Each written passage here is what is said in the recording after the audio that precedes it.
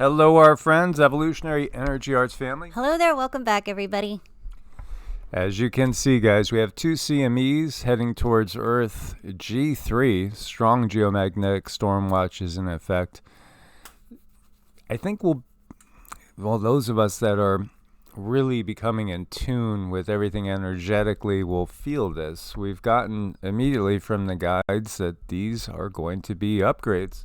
These are upgrades. Get a lot of rest, drink plenty of water. There's a lot of different colors I've noticed. Like when I look up on the incoming, there's a lot of rainbow colors, and they're very sporadic.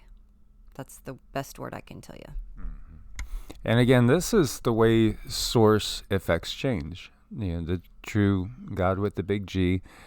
The sun is a relay in many ways, and it is sending us light, which is information. It's activating us when it comes in contact with our skin. Mm-hmm. Right. This is like a natural progression of information that we're supposed to receive. And there was a time in our lives when it wasn't such a secret. It was more understood, and people knew when they saw these energies come in, they knew what to expect, and they knew how to take care of themselves, and they knew to drink plenty of water. It was just a natural thing.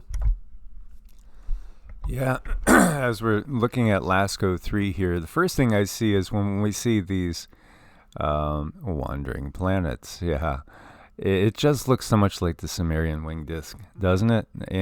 But how did they know what this would look like, what a planet would look like, for instance, on something like a satellite like this? Why and how did they draw that Sumerian winged disc the way they did? Unless they had some sort of information that we currently don't have, or we don't think they had back in those days. And again, when we look to Enlil satellite, as you see, this is again showing the wave of energy that's coming.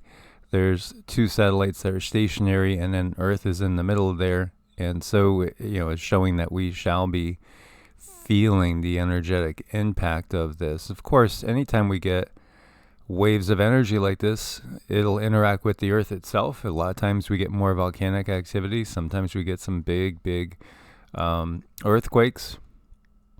But what we are going to get is upgrades. And so, be aware of that and don't view it in fear. Try to hold on to a sense of gratitude.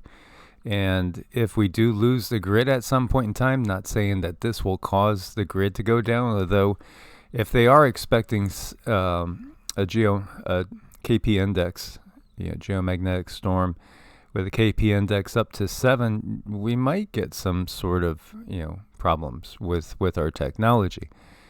And in reality, our technology in many ways is a problem because it's interfering with us and our natural evolution, the way things would normally progress.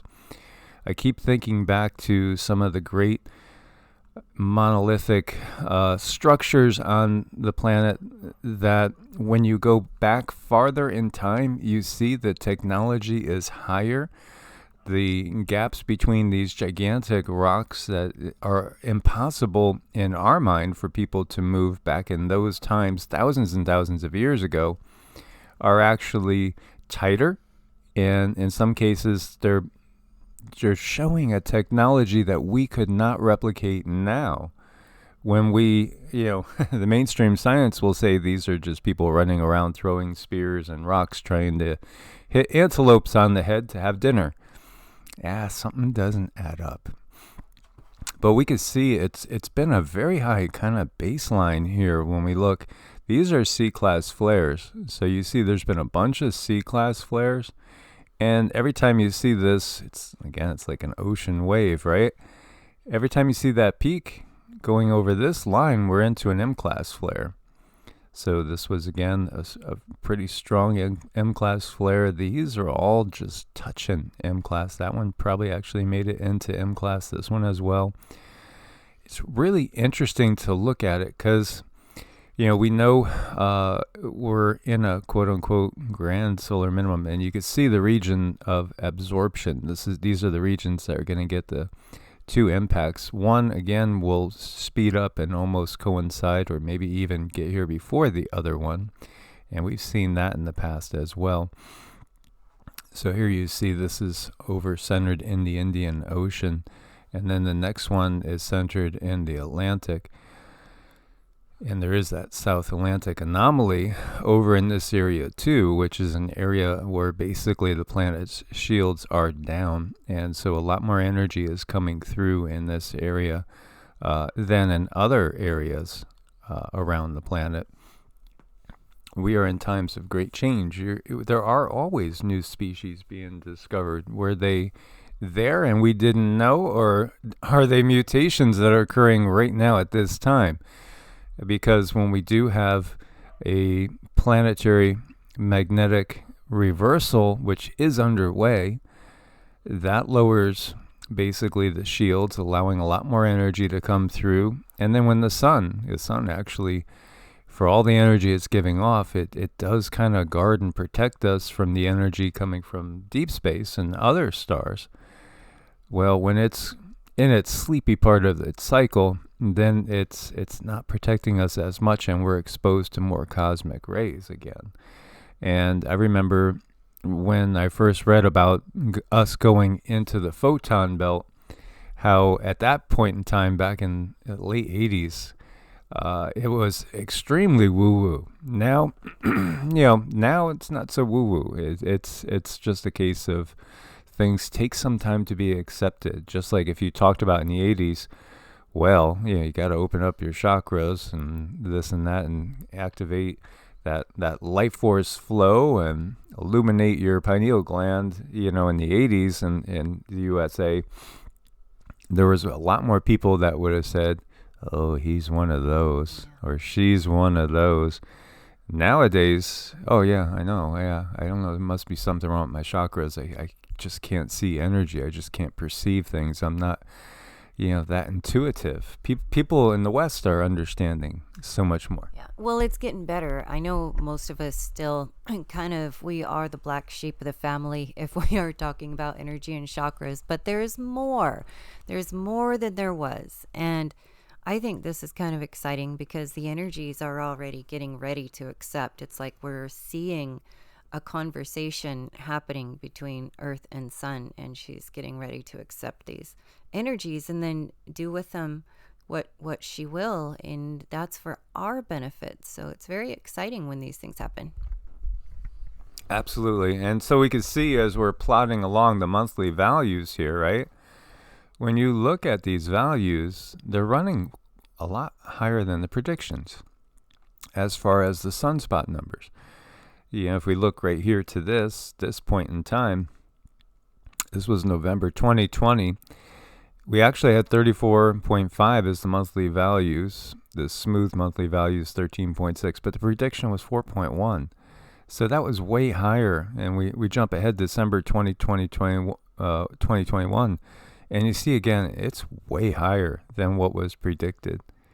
So what do we make of that? That's, we are seeing an increase as we see another volcano perhaps coming online, new eruption, underwater Funka Asane vent near Kitaloto volcano. There's no confirmed eruptions of this Kitaloto volcano in our recorded time frame, but this vent that's near it has vented before. And again, these could catch people off guard, if you're on a boat in the area. And then of course sometimes we see these massive die-offs of fish and we wonder what happens. Well, it could be something like this, or it could be technology too. So yeah, this eruption started at 900 UTC on the 27th. Ash rose up to 23,000 feet above sea level, and the emissions are still going. Interesting, because again, that should cool the planet off as we get more and more. And it's again very interesting. I was watching a channel that a lot of people that watch this one probably watch, and he was only showing 7 active volcanoes, and then I had seen another person report in 51 the same day, So again, it depends on where you're looking at your source. I think volcano discovery would be right in the middle of those two. Heavy rains trigger deadly landslides. We've seen tons of landslides. Cuenca, Ecuador, you got 250,000 people without drinking water. And we do have family members, EEARTS family members that were in Cuenca. I do remember people reaching out to me, and when I was talking actively about, at some point in time when we're done and we're ready to retire in about 10 years, hopefully, I always had visions of being somewhere in a Latin American country, in a small little village. And so they were talking about how nice Cuenca is. I know there's a relatively large expat group in this area. And here you have the flooding and the rainfall and no drinking water. That's very, very serious. So again, let's send our prayers out to those people. So many people are facing massive challenges in this world right now. It is. It's been tough. You're definitely not alone if you're going through these times, and if you're feeling like you can't get sleep or you can't relax or the anxiety is up, or if things are just happening in your life that seem a little strange, everyone who's awake, they're going through it. And the best thing we can do is learn how to get ourselves quiet, learn how to meditate, do the mantras, start listening to our own voice, because our voice doing those mantras is very, very healing. Absolutely. So there's been a lot of mysterious beams of light in the sky that have been spotted all over the world. And of course, the scientists are going to say this is nothing but just basically ice crystals up there in the atmosphere, and giving you what you see here. Now, I'm even looking at it now, but I know that there's actually a lot of changes in my perception going on. As I'm starting to notice, I can see a lot more things and know a lot more things much quicker without a lot of hesitation. And, right away I see this as a being, which when I asked Cindy, what is this? It is a being, and they are going around and making themselves known to certain individuals who are wanting to be awake. Many times this is somebody's higher self, an angel they're connected to, a guide they're connected to, and when the time is right, they show themselves to you, just enough to help you understand that, hey, I'm here. Absolutely. Again, ultimately, what are we? We're just consciousness. The body is just a temporary vehicle that we're in. So this is just a temporary state of being. We are on our way to becoming basically beings of light again. This is our way back towards Source, God with the big G. So when you see light, and light is information, this is again a particular frequency that is expressing itself. And we could even look at different frequencies as different consciousnesses, because they are. We know there's so much more than just the visible spectrum. So this was in Houston. People have seen similar in Pearland, Lake City, Deer Park, Missouri City, also all the way over to Egypt, and in many other places across the globe. And so when we see these light pillars, again, some say it's just simply ice crystals. But again, what's water? What's water? Water is consciousness, and water is programmable consciousness. What's your DNA? It's programmable consciousness too, and it's a program. DNA is a program that can be changed at any time. It can be altered, and the light is altering our program. And these are definitely beings who are making themselves known to those who can perceive and can understand. So it's a beautiful dialogue that we're having. Absolutely. And here we have 12,000-year-old Amazon rock art made to depict extinct Ice Age animals. Well, so much changed. When that younger Dryas cataclysm happened about 12,000 years ago, roughly, the whole planet was rewritten. The continents as they are now, what we have gotten, they weren't even the same then. And you, of course, are probably familiar with the legend of Atlantis, and Atlantis going down. Well, we got again that Atlantis was really a global civilization, and we had a lot more technology, or certain beings had a lot more open technology that was utilized in those times that has been hidden. As history, again, is constantly rewritten by the victors and by the controllers, by those that want to paint a certain picture for you, and that painting is very, very restrictive in thought. It doesn't encompass the reality of what was in the just not too far distant past, but will be again. Mm-hmm. That's right.